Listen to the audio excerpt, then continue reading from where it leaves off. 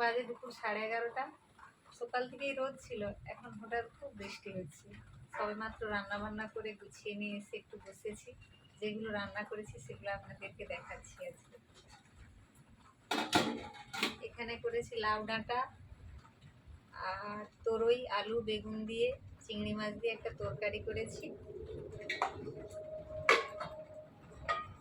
এখানে করেছি চিংড়ি মাছের বাটি ভাতে, একটু লাল লাল করে করেছি, ছেলেটা একটু জুস খেতে ভালোবাসে তাই।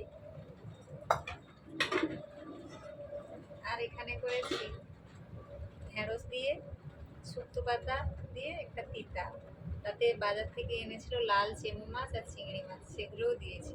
এই শুক্তো পাতা বলতে আপনারা অনেকেই বলতে পারেন যে শুক্তো পাতাটা কি। শুক্তো পাতাটা আসলে পাট পাতা, যেটাকে শুকিয়ে রেখে সংরক্ষণ করা হয়। এটা বর্ষাকালে খেতে ভীষণ ভালো লাগে।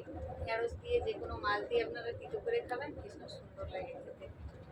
চলুন তাহলে এইটা আজকে দুপুরে আজকে খাওয়া হবে।